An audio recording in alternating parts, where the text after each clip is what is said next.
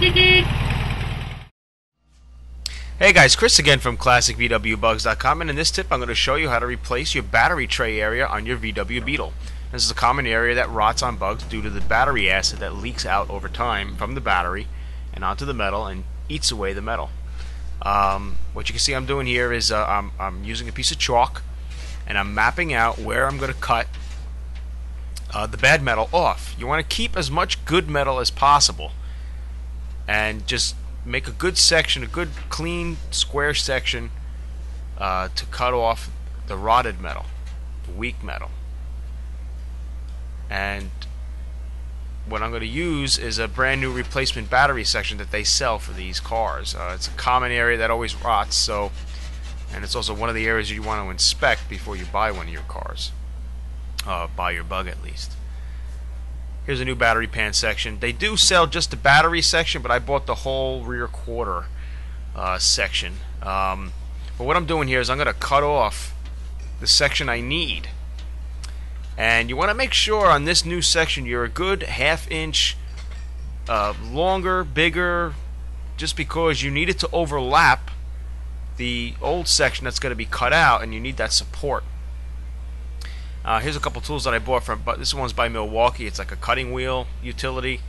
It's good for cutting. You got to buy a bunch of those discs, for metal, 5-inch discs. This is a Sawzall by Rigid. This is also good to use. Either one of these will work. The Sawzall is real good because you can get into tight corners and make curves. This is more of a straight cutter sort of thing. But you want to buy a bunch of these discs because they're gonna go down pretty fast.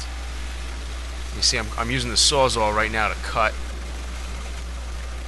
You see it's a little jagged. You got to put some, you got to, try to keep it straight. This utility is much easier. It keeps the line straight. Just make sure you're wearing gloves and goggles when you're doing this. I'm not even wearing gloves here, but don't do what I did. You want to make sure you're wearing gloves. And if you never worked with these tools before, please just ask a professional or have someone show you how to do it, because last thing we want is someone to get hurt. Those were safety glasses I just showed back there, or you can use goggles. I'm wearing gloves now, as you can see. And you see, this tool is really good for, for cutting straight lines, and really gets the job done fast and a nice clean line. The Sawzall is more of a, you can cut up whole cars with this thing, but to get into tight areas, curves, things like that, because that blade will actually bend a bit,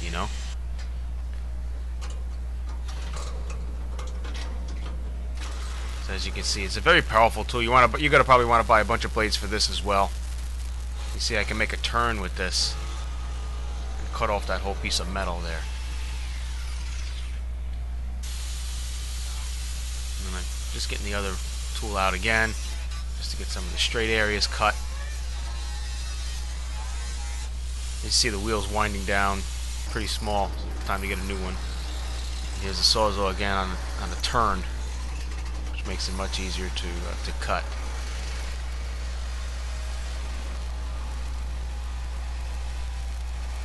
Okay, and just about done with that. Gone. Good. Okay, so there's your bad section cut out. Remember, you just want to take out the rotted areas. You don't want to take out the strong metal. You want to keep as much strong metal as possible. Now I'm fitting up the pan here. Now these are aftermarket pans, and remember, it's going to be tough sometimes to be a perfect fit right off the bat. So what I'm doing here is I'm masking off, I'm tracing off some sections here to cut on the new pan so it fits better into the battery area. Like I said, some of these aftermarket parts just don't fit right, and you're going to have to modify them a little bit to make them fit right. So I sketched out some lines here to cut off. You can see that wheel's cutting very nicely. And there she goes. Now when you want to pop it in there, and I just get a nice big hammer and hammer it down into place. It's going to bend. You're going to want to shape it. If it still is a little stubborn getting into place, make some more tweaks like I'm doing here. I have to cut off a little more actually. Just use a piece of chalk. I use a cinder block or whatever to put those pans on to cut them.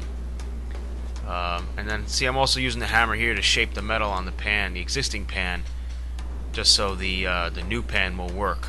Don't worry about banging it back too far, because later on when you get underneath the car you're going to have to bang the metal back. As you can see, the pan's starting to fit a little bit better now.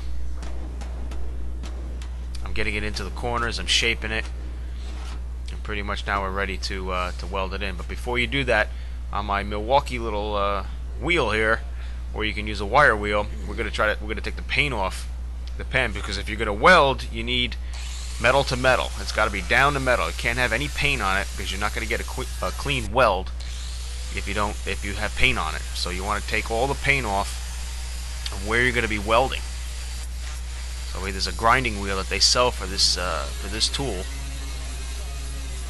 and you can see I'm doing it on both areas, on the floor pan and on the battery, the new battery tray. Again, wear gloves and goggles. Don't want anything flying in your face. See, nice and clean. Both surfaces have to be clean, so the weld, mends together. Now this welder is a basic welder. I picked this up at Walmart for like, I don't know, $200-300. You could probably get them on eBay even cheaper. It's a wire welder.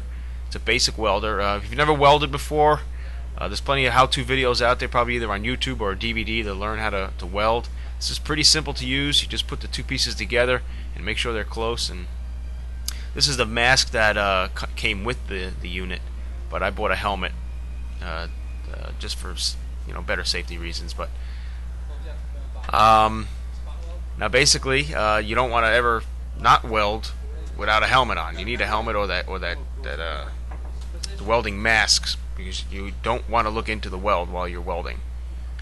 And I have my father there. He has see that bar? He's pressing down on the metal, on the sheet metal, to the pan, so it's close and married together. And I start welding the two areas. It'll get hot, and all you want to do is make a spot weld, just a little bead. Okay, just a little dot, and you do it every so many inches. Now don't worry about it if it's not too close just yet. You'll keep working at it. You see, I'm welding here more. A few inches apart, nothing crazy right now. Now that you have those welds down, now you can use your hammer and start hammering away, because you have more. Now that the pan is held into place in one area, it's going to be easier now for the pan to get shaped into the area you cut out. As you can see here, I did my spot welds. Like I said, don't worry about if the pan's a little too far away on some spots. You hammer that back down. The more places you weld, the better it is to get the pan closer to the existing pan for better welds. And basically you just work this whole process all the way around. So now I just start welding a little inch or so apart, little spot welds. Don't touch this with your hand or anything right afterwards, because it is hot. See, those are a little bit closer on the bends, on the turns. You see them in some of the tight areas here. We can use a tool to hold down the metal and shape it better. See, just push it down, bang it in place again, just keep working at it all the way around. It's like art, you see. Some artists actually do weld and make amazing sculptures. But here's another section we just held down with like a chisel, held that in place. Now that's married together. And there you have it. Just work yourself all the way around. This is going to take some time. If you've never done it before, just take your time. There's no rush with this. You want to do it right, and you do little spot welds all the way around, and just keep hammering and move it closer, hammering, moving closer, spot weld, and yada yada. You just work your way all the way around. Then after you weld, you want to use a wire brush to clean off all those welds. Now here's a seal, like a vinyl seal or like a paintable seal that you can get at Home Depot that goes into a paint, like a little gun here, and you want to use a sealer to seal off where the new pan is married to the old pan, just basically to weatherproof it, and to just for protection as well, and so it doesn't rust or rot. And I just basically put a bead down. You can get these tubes for like a couple bucks at Home Depot. There's different variations of it, but this is something that's like for automotive use, for windows, for household use, things like that. And this will get nice and hard, and it'll be like a good weatherproofing. Just keep working your way around. Sometimes I just use a paint stick now to just wedge it underneath, as you can see here. That'll probably dry overnight, and then afterwards it's paintable, so that's good. So then you use a rust preventative paint to go on top of that. It's just your basic sealer. You don't need anything fancy. I know they sell some other ones that are like $10 or $20 a tube, but this was like a $2-3 tube, and you'll be fine with this. Now underneath, we have this car up on a lift. You might not have a lift, but some people just bang the outer lip down to the new metal and then put a sealer on it. But we're actually going to weld it. You might not, where if you're at your house or something and you don't have a jack to get the car up high enough, you might not be able to do this. But if you do have access to a jack to jack the car up high enough, you can do this all right. We have it on the lift to show it a little bit easier. Just like we did it on the inside, you're going to do the same on the outside. Just bang the outer lip down to the new metal.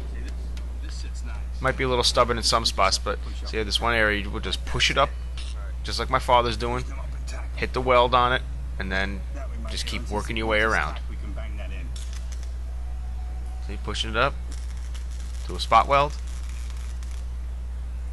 Move a few inches, push it up again, do another spot weld, and so on. See?